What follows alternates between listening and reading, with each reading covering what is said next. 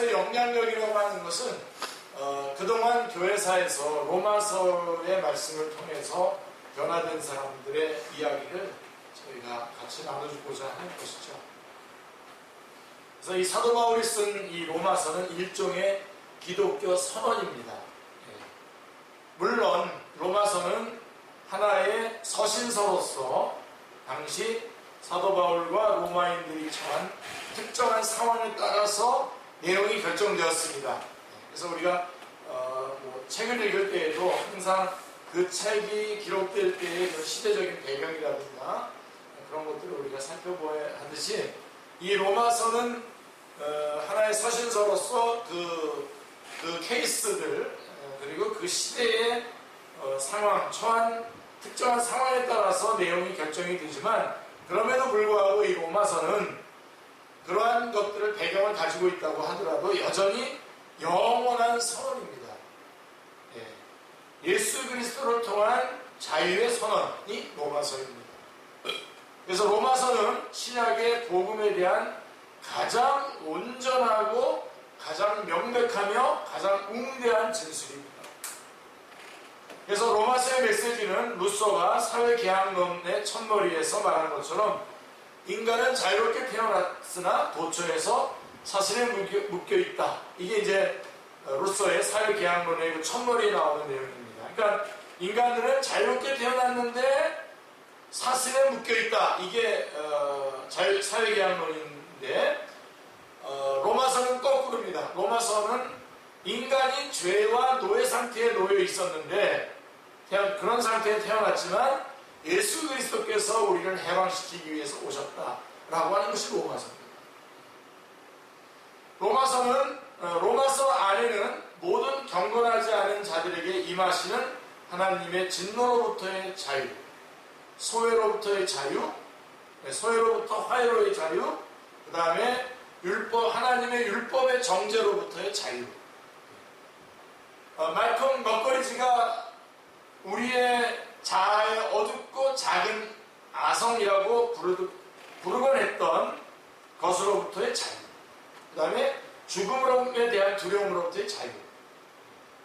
언젠가는 탄식하는 피조물이 썩어지는 것에서 하나님의 자녀로서의 영광스럽게 해방될 자유. 그리고 그때에 이르기까지 하나님의 가족 안에서 윤리적 충돌을 면할 수 있는 자유. 하나님과 다른 사람들을 사랑으로 섬기는 일에 전념할 자유가 있습니다. 로마서 안에는 바로 이러한 자유가 있습니다. 예수 그리스도께서 우리에게 해방시켜 주신 그 자유들이 있습니다. 세대마다 교회는 로마서의 중요성을 인정해 왔으며 특히 종교개혁 시대에 더욱 그랬다는 것은 놀라운 일이 아니죠. 그래서 루터는 로마서를 진정 신약의 중요한 부분이며 쭉 건너뛰어서 참으로 순수한 복음이다 라고 칭했습니다. 루터는 계속해서 이렇게 말했습니다. 모든 그리스도인들이 그것을 한마디 한마디 완전히 암송할 만한 가치가 있을 뿐만 아니라 영혼의 일용할 양식으로 삼아 날마다 그것에 몰두할 가치가 있다. 이렇게 말씀하셨습니다. 제가 이 로마서를 오래전에 한번 같이 공부하면서 존 스토트의 로마서 강의라고 하는 책을 가지고 공부하면서 한 분에게 이 로마서를 좀 다 애우면 좋겠다 그랬는데 그분이 애우셨어요. 로마서 전체를 다 애우셨어요. 마사에 지금 포항에 계신 분인데 다 애우셔서 제가 그 선물로 뭘 보내준 것 같은데 한번 여러분 가운데도 한번 시도해 보시죠. 성경주 로마서를 국어 전문가로서 로마서를 다 암송. 저도 한 절 한 절, 로마서 같은 경우는 1장 1절부터 16장 27절까지 한 절 한 절 다 이렇게 다 알아요. 몇 장 몇 절로 다 아는데 애우지는 못했어요. 근데 한번 애워보려고. 한번 여러분 한번 시도해 보시기 바랍니다. 마틴 루터는 그럴 만한 가치가 있다는 겁니다. 그럴 만한 가치. 칼빈도 그와 비슷하게 다음과 같이 단언했습니다. 만일 우리가 이 서신서를 진정으로 이해한다면 우리에게는 성경의 가장 심오한 보물들 모두에 다가갈 수 있는 문이 열린 것이다. 영국의 종교개혁가들 역시 로마서를 이와 마찬가지로 평가했는데 영국 성경 번역의 아버지인 윌리엄 딘테일은 로마서에 대한 서론에서 이렇게 묘사했습니다. 딘테일 주석이 아주 유명하죠. 로마서는 신약 성경의 가장 중요하고 가장 탁월한 부분이며 그리고 가장 순수한 유앙겔리온, 즉 기쁜 소식이며 쭉 건너뛰어서 또한 성경 전체로 이끄는 빛이며 그리로 들어가는 길이다. 그래서 딘테일은 또한 독자들에게 로마서를 암기하라고 촉구하고 있습니다. 루터도 그렇고 딘테일도 그렇습니다. 차유석 기사님 한번 시도해 보시죠. 로마서 한번 암송해 보시죠. 자, 왜냐하면 그가 독자들에게 장담한 바에 따르면 딘테일이 그것은 더 연구하면 할수록 더 쉬워지며 더 깊이 숙고할수록 더욱 즐거운 것이 되기 때문입니다. 서로 다른 세계에 살았던 몇몇 유명한 교회 지도자들은 로마서가 그들의 삶에 끼친 영향에 대해 증거하였습니다. 경우에 따라 로마서는 그들이 회심하는 수단이 되었습니다. 우리가 진지하게 로마서 연구에 임하도록 격려하기 위해 그중 5명을 언급하고자 합니다.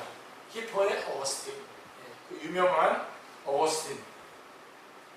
그래서 여러분들이 이렇게 좀 이어가시면 좋을 것 같아요. 로마서를 쓴 바울, 그 다음에 어거스틴, 그 다음에 켈빈, 칼바르트, 이렇게 이어가시면 좋을 것 같습니다. 히포의 어거스틴이라고 하는 이름으로 전 세계에 널리 알려진 아울렐리우스 어거스티누스입니다. 자, 그는 후에 초대교회의 가장 위대한 라틴 교부가 된 사람으로서 현재의 알제리에 있는 조그마한 농장에서 태어났습니다. 알제리 출신입니다. 알제리도 지금 굉장히 중요한 선교지죠. 알제리에 있는 조그마한 농장에서 태어났는데 몹시 거칠었던 젊은 시절 동안 어거스틴은 성적 욕망의 노예였고 동시에 어머니 모니카의 기도의 대상이었습니다. 모니카가 14년 동안 기도했던 거 기억나시죠, 여러분? 이 어거스틴 때문에 14년 동안 기도했고 결국은 돌아왔죠. 문학과 수사학 교사였던 그는 카타하고 로마, 밀라노 등지로 계속 옮겨가며 살았고 밀라노에서는 암브로즈라고 하는 감독의 설교에 매혹이 되었습니다. 바로 거기에서 그는 32살이었던 386년에 6년 여름에 이때가 중요합니다. 386년 여름에 한참 타락의 그 기간들을 보내고 난 다음에 조용히 혼자 있고 싶어서 자신이 묵고 있던 집에 정원으로 나아갔습니다. 그 후에 이 어거스틴의 고백록을 보면 이렇게 쓰여져 있습니다. 이 어거스틴의 고백록은 꼭 일독하셔야 됩니다. 아주 좋은 귀중한 그런 신앙에 도움을 주는 책입니다. 어거스틴의 고백록, 그 고백록에 이렇게 쓰고 있습니다. 나는 마음이 산란해서 정원으로 나아가게 되었다. 거기에는 내가 겪고 있던 나 자신의 격심한 투쟁을 방해할 사람이 아무도 없었기 때문이다. 나는 나를 얽어맨 사슬 속에서 몸부림치고 있었다. 나는 어느 무화과 나무 아래 털썩 주저앉아 하염없이 눈물을 흘리고 있었다. 사실 이때가 성령님께서 역사하시는 거죠. 갑자기 나는 근처의 한 집에서 어떤 남자아이 아니면 여자아이인 듯한 음성에 누군가가 노랫가락을 읊조리는 것을 듣게 되었다. 그 목소리는 되풀이해서 집어서 읽어라 라고 말하고 있었다. 나는 그것을 책을 열어서 제일 먼저 찾는 장을 읽으라고 하는 신적인 게 잘못했어요. 신청명령이라고 참 잘못했어요. 신적 명령으로 해석했습니다. 하나님의 명령으로 해석을 했습니다. 그래서 나는 잠자리에서 일어났을 때에 사도의 책을 놓아두었던 곳으로 서둘러 돌아갔습니다. 나는 책을 움켜쥐고 그것을 펼쳤습니다. 그리고 눈에 가장 먼저 들어오는 첫 번째 본문을 조용히 읽었다. 마지와 같이 단정히 행하고 방탕하거나 술 취하지 말며 음란하거나 호색하지 말며 다투거나 시기하지 말고 오직 주 예수 그리스도로 옷 입고 정욕을 위하여 육신의 일을 도모하지 말고. 그 로마서 13장 13절 14절의 말씀을 집어서 읽은 거예요. 나는 더 이상 읽고 싶지도 않았고 그럴 필요도 없었다. 이 문장의 마지막 단어들을 읽고 나자 모든 염려로부터 구원해 주시는 빛이 즉시 마음속으로 밀려 들어오는 것 같았다. 모든 의심의 그림자들은 사라져 버렸다. 마틴 로이드 조스 목사님은 이런 장면, 어거스틴의 이런 장면들을 이제 성령 세대라고 이렇게 말씀을 해주고 있죠. 그래서 어거스틴, 당시의 라틴 교부로서는 최대의 영향력을 미쳤던 어거스틴도 바로 로마서 13장에 있는 말씀을 통해서 완전히 바뀐 것을 보게 됩니다. 그 다음에 두 번째가 마틴 루터입니다. 자, 1515년에는 다른 한 명의 교수가 이와 비슷한 영적 위기에 사로잡히게 됩니다. 마틴 루터가 제일 감동적이에요. 그래서 마틴 루터의 로마서 강해는 꼭 우리가 읽어보라고 하고 있고, 저는 여러 번이 아니라 한 2번 이상 살펴봤는데요. 마틴 루터 1512년 15년에는 다른 한 명의 교수가 이와 비슷한 영적인 위기에 사로잡혔다. 중세 기독교계의 다른 모든 사람과 마찬가지로 마틴 루터는 하나님과 죽음과 심판과 지옥을 두려워하라고 배웠습니다. 천국에 갈 수 있는 가장 확실한 방법이라고 생각되었던 것은 당시에 수도사가 되는 것이었으므로 1515년에 그는 21살의 나이로 에르푸르트에 있는 어거스틴 파 수도원에 들어가게 됩니다. 거기에서 그는 기도했고 금식했으며 때로는 연달아 며칠 동안을 그리고 다른 극단적인 금욕 생활을 수행했습니다. 그래서 약간 열심히 그 행동으로 율법을 지켜서 구원을 받으려고 애를 썼죠. 그는 후에 이렇게 썼습니다. 나는 훌륭한 수도사였다.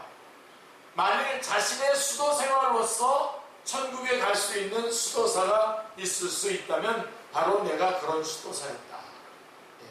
루터는 하나님으로부터 소외된 영혼의 고뇌를 누그러뜨리기 위해서 당시 카톨릭이 가지고 있는 모든 자원을 샅샅이 조사했습니다. 하지만 어떤 것도 그의 고통받는 양심을 달래주지는 못했습니다.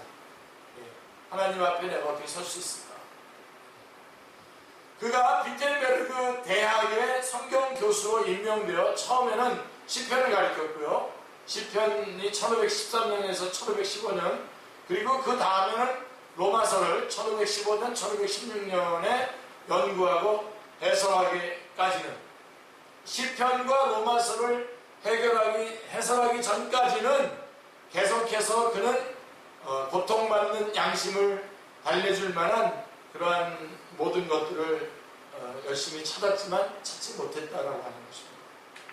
그렇지만 이제 비텔베르크 대학의 성경 교수로 임명이 돼서 거기서 시편을 가리키고 로마서를 연구하면서 이제 여기서 벗어나죠. 그런 후에 자신이 처음에 하나님에게 매우 화를 내고 있었다고 고백하고 있습니다. 하나님은 그에게 자비로운 구원자이기보다는 사람들을 두렵게 하는 재판관처럼 보였기 때문입니다. 어디서 자비로운 하나님을 찾을 수 있을 것인가?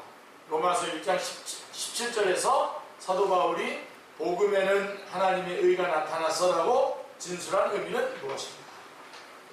어디서 하나님의 자비를 찾을 수 있을 것인가? 로마서 1장 17절에서 바울이 말했던 복음에는 하나님의 의가 나타나서라고 하는 진술의 의미는 무엇일까? 루터는 그의 딜레마가 어떻게 해결되었는지 말씀해주고 있습니다. 이렇게 고백하고 있어요. 나는 바울의 로마서를 이해하기를 매우 간절히 바랐다. 그리고 하나님의 의라고 한 가지 표현을, 그러니까 하나님의 의라고 하는 그 한 가지 표현만 빼고는, 제외하고는 그것을 이해하는데 방해가 되는 것은 없었다는 겁니다. 로마서를 이해하는데 별로 불편하지 않았다는 겁니다. 어려움이 없었다는 것입니다. 나는 그것을 하나님이 의로우시며 불의한 자들에게 벌 주실 때에 의롭게 행동하시는 그의 의를 의미한다고 생각했기 때문입니다. 로마서를 지금도 이렇게 로마서를 가르쳐 놓은 이런 책들을 많이 제가 보면 이 부분을 아직도 마르틴 루터는 해결을 했는데 이거를 아직도 해결을 못하고 하나님의 의를 하나님의 어떤 공의로 이렇게 보고 있는데, 루터가 바로 이 부분에서 해결을 못해가지고 어려울까 결국 이 문제를 해결을 해요. 이 하나님의 의가 하나님의 거룩하심을 나타내고 잘못을 저지르면 진노하는 공의라고만 생각했기 때문에 이 하나님의 공의에서 내가 처벌받지 않도록 내가 선을 행하고 온전히 행하고 도를 닦고 막 그래야 된다고 생각했었던 거죠. 그런데 이 의가 하나님이 우리의 죄를 덮어주시고 우리를 의롭게 해주시는 칭의라고 하는 것을 깨닫게 됩니다. 제가 이제 로마서 강의하면서 더 자세하게 여러분에게 말씀해 주겠습니다만은, 그런 것을 여러분들이 먼저 알고 계시길 바랍니다. 그래서 나는 그것을 하나님이 의로우시며 불의한 자들을 벌 주실 때 의롭게 행동하시는 그 의를 의미한다고 생각했기 때문입니다. 밤이고 낮이고 나는 곰곰이 생각했다. 그리고 마침내 하나님의 의는 은혜와 순전한 자비로 말미암아 믿음으로 우리를 의롭게 해주시는 그 의라고 하는 진리를 파악했다. 그러자 곧 나는 내가 중생했으며 낙원에 이르는 열린 문을 통과했다는 것을 느꼈다. 오자가 맞네요. 성경 전체는 새로운 의미를 지니게 되었으며 이전에 하나님의 의가 나를 증오로 가득 채웠던 것에 반하여 이제 그것은 보다 위대한 사랑 안에 있는 이루 형용할 수 없이 달콤한 것이 되었다. 바울의 이 본문은 내가 하늘나라로 이루는 통로가 되었다. 로마서 1장 16절 17절 말씀에 하나님의 의를 제대로 깨달은 거죠. 그러니까 여러분들이 이 하나님의 의라고 하는 이 거룩한 하나님의 의가 우리에게 직접 임하면 공입니다. 우리는 살아남을 수 없습니다. 근데 이것이 오늘 본문의 말씀처럼 예수 그리스도를 통해서 우리에게 임하게 되면 이것은 칭의가 됩니다. 그래서 하나님이 우리를 사랑하시고 우리를 구원해 주시기 위해서 하나님께서 베푸시는 은혜다라고 하는 것을 알게 되는 것이죠. 그래서 어거스틴, 그 다음에 루터, 그 다음에 이제 약 200년 후에, 루터 이후에 한 200년 후에는 은혜에 의해서 믿음으로 말미암아 의롭게 된다는 진리에 대한 하나님이 루터에게 주신 통찰로 인해서 존 웨슬리라고 하는 사람이 유사한 깨달음을 얻게 되었습니다. 존 웨슬리는 여러분 잘 알다시피 오늘 감리교의 창시자입니다. 감리교 성공회에 속해 있었던 사람인데 감리교를 시작했죠. 그는 동생인 찰스 웨슬리, 찬송가의 찰스 웨슬리의 그 노래 음악이 굉장히 많습니다. 동생인 찰스 웨슬리는 옥스퍼드 대학 친구 몇몇과 함께 거룩한 클럽이라고 하는 별명으로 불리게 된 단체를 설립했는데 1792년에 존 웨슬리가 거기에 가입하였고 그 단체에 인정받는 지도자가 되었습니다. 회원들은 성경 연구, 자기 반성, 그 다음에 공적이고 개인적인 종교 수련, 자선 활동 등을 행했습니다. 자, 그래서 이게 뭐냐면 여러분 여기서 기억해야 되는 게 선행을 통해서, 그러한 선행을 통해서 구원을 얻고자 하는 마음에서 그렇게 하는 겁니다. 선행을 통해서 구원을 받으려고 했던 거예요. 선행을 통해서 구원받을 수 있습니까? 없죠. 그 후에 웨슬리 형제는, 존 웨슬리와 찰스 웨슬리는 형제는 개척자들을 위한 목사로서 그리고 인디언들을 위한 선교사로서 조지아를 향하여 출항했습니다. 그리고 2년 후에 그들은 극심한 환멸을 느낀 채 돌아왔습니다. 그러한 환멸은 그들이 몇몇 모라비안들의 경건과 믿음에 감탄하면서 겨우 누그러질 수 있었습니다. 그때 당시에 나가서 선교활동에 만족할 만한 그런 결과를 못 이루었고, 그렇지만 모라비안들을 만나게 됩니다. 그리고 나서 1738년 5월 24일, 굉장히 중요하죠. 런던 엘더스게이트가에서 모라비안들의 모임이 있었는데요. 존 웨슬리는 아주 내키지 않는 마음으로 그 모임에 참석하게 됩니다.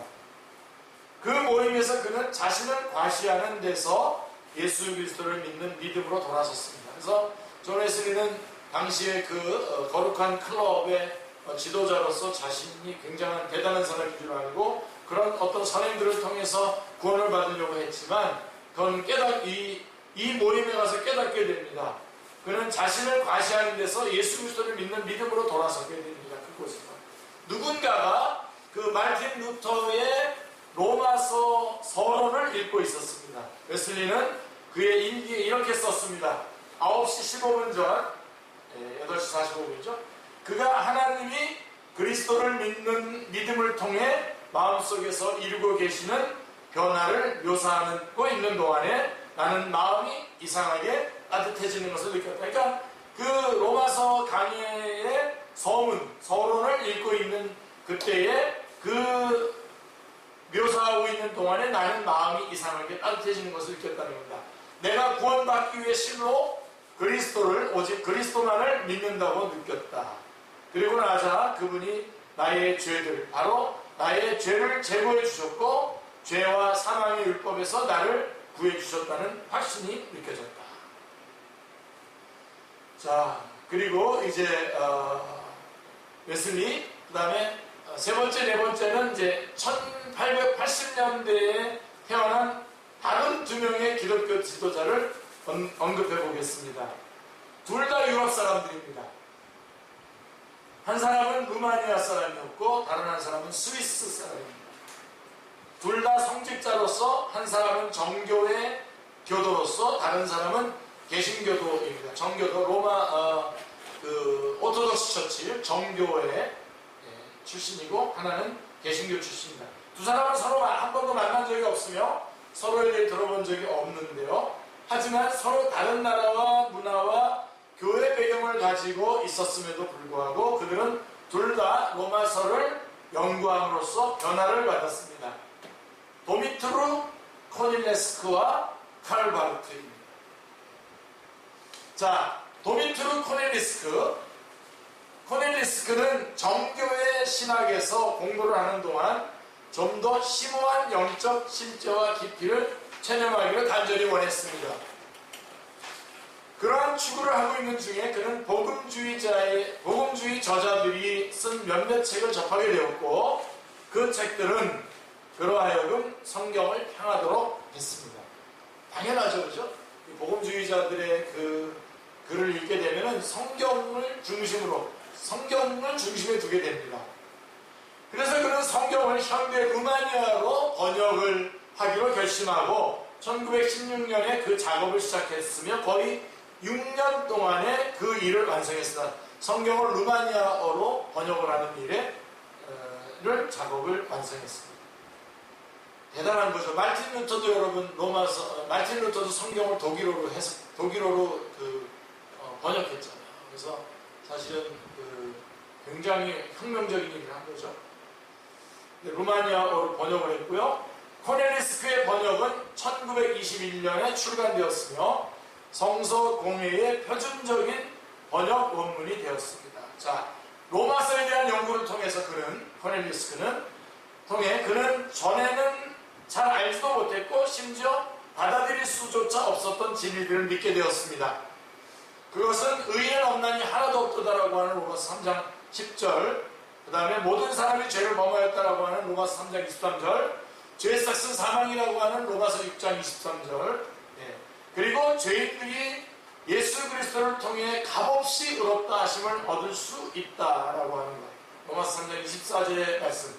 그것은 예수님을 하나님이 그의 피로 인하여 믿음으로 말미암는 화목제물로 세우셨기 때문이다 라고 하는 것 등등. 로마서 3장에 나와 있는 그 유명한 귀중한 말씀들, 이런 말씀들을 깨닫게 되고 믿게 됩니다. 로마서의 이 구절들과 다른 본문들을 통해서 코넬리스크는 하나님이 예수 그리스도를 통해서 우리의 구원을 위해 필요한 모든 것을 이미 다 놓으셨다는 것을 알게 되었습니다. 참 그 정교회의 그 척박한 상황 속에서 코넬리스크는 주님을 제대로 만났죠. 코넬리스크는 나는 이 용서를 스스로 받아들였다. 나는 그리스도를 나의 살아계신 구세주로 받아들였다라고 말했습니다. 루마니아 오라디아의 툴 네그릿 박사는 그의 미발간 논문인 The Bible and the Question of Authority within the Orthodox Church of Romania에서 이 툴레그렛은 코넬리스크에 대해서 이렇게 말합니다. 코넬리스크는 자신이 하나님께 속했다는 것, 그리고 그가 새로운 사람이라는 것을 확신했다라고 말씀하고 있습니다. 로마서를 통해서 정교회에 이런 큰 영향을 미쳤던 것입니다. 코넬리스크. 근데 이상하게도 놀랍게도 1923년에 코넬리스크는 정교회의 총주교에 의해서 여러분 그 로마 카톨릭은 교황 중심이잖아요. 이 정교회는 이렇게 위원회 중심이에요. 여러 명의 지도자가 있는데 그 중에 총주교에 의해서 추방되었고 몇 년 후에 스위스에서 죽었습니다. 몇 년 후에 스위스에 죽었고 그 다음에 그 스위스는 칼바르트의 고향이기도 하죠. 칼바르트가 스위스가 고향이지만 이제 활동은 독일에서 계속했습니다. 자, 제1차 세계대전 전에 신학 연구를 하는 동안에 칼바르트는 몇몇 지도적인 자유주의 학자들의 영향을 받게 되었습니다. 그때 당시에 자유주의 신학이 완전히 전체를 휩쓸고 있었기 때문이죠. 그래서 이제 이런 영향을 받았기 때문에 오늘날에도 이제 칼바르트에 대해서 그가 자유주의 신학자라고 이렇게 말하는 사람들이 있는데 그것은 정말 어불성설입니다. 자, 바르트는 몇몇 지도적인 자유주의 학자들의 영향을 받게 되었으며 인간의 진보와 사회 번역에 대한 유토피아적인 꿈을 그들과 공유하게 되었습니다. 오늘날로 말하는 어떤 현 정부의 어떤 그런 그 잘못된 그런 어떤 정책이라든가 이런 거에 대해서 아주 목소리를 높이면서 굉장히 강력하게 그 투쟁들을 하고 그랬어요. 네. 하지만 그때 당시 이제 보네퍼라고 하는 목사님, 독일의 보네퍼 목사님도 바로 그런 분들 중에 하나인데요. 하지만 1차 세계대전의 무시무시한 사륙과 잔인함을 보면서 그리고 로마서의 메시지에 대해 연구하면서 그의 자유주의적인 낙관적인 그 환상들은 사상이 깨져버립니다. 인간의 이 자유주의 신학이라고 하는 것은 인본주의적인 그런 바탕을 가지고 있거든요. 그래서 인간이 대단하다라고 하는 것이었는데 결국은 세계 1차 대전을 겪으면서 이게 아니구나 라고 하는 것을 깨닫게 되죠. 심지어 로마서 강해서를 쓰는 동안에도 바르트는 조금만 상상력을 발휘한다면, 조금만 더 귀를 기울인다면 저 멀리 북쪽에서 총소리가 울리는 것을 들을 수 있다고 말했습니다. 그러니까 그런 전쟁의 와중에 이런 그 글들을 쓰게 된 거죠. 그래서 1918년에 발행된 그의 주석 초판은 그가 신학적 자유주의와 단호히 결별했다는 것을 분명하게 보여줍니다. 바르트는 하나님의 나라가 인간의 위협에 의해 이룩되는 종교적인 사회주의가 아니라 하나님에 의해서 계시되는 철저하게 새로운 시작임을 깨닫게 됩니다. 사실상 바르트가 직면한 기본 사실은 하나님 되신, 제가 여러분들 주님 나라 갈 때까지 제가 여러분을 섬기고 있는 동안에는 제가 계속해서 말할 겁니다. 하나님의 하나님 되심. 하나님은 하나님이시다. 하나님의 하나님 되심.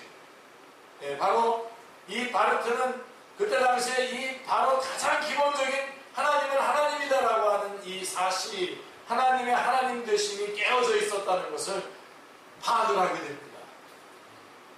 즉 절대적으로 유일한 존재인 하나님의 능력 그리고 주도권이 중요한 사실로 지금 대두된 거죠. 기본적인 사실. 바르트가 딱 직면한 게 뭐냐면 이 바로 가장 기본적인 것. 하나님의 하나님 되심. 하나님의 절대적인 그 유일하신 하나님이 절대적으로 유일한 존재이면서 그 하나님의 능력과 주도권에 대한 것들을 확실히 확보하는 것이 가장 중요한 문제가 됐던 것입니다. 동시에 바르트는 그런 하나님의 절대주권, 하나님의 하나님 되실 뿐만 아니라 또 동시에 인간의 죄, 인간이 얼마나 처절한 죄와 그 죄책의 심각성을 인식하게 되는 것이죠. 그는 로마서 1장 18절 이하에 나오는 이방인의 부패함에 대한 사도 바울의 폭로에 대한 그의 해설에 밤이라고 하는 제목을 붙였습니다. 그 주제가 들어가기 그 앞장에다가 그 제목을 밤이라고 하는 제목을 붙였어요. 18절에 대해서는 이렇게 썼죠. 하나님에 대한 우리의 관계는 불경건한 것이다. 불경한 것이다.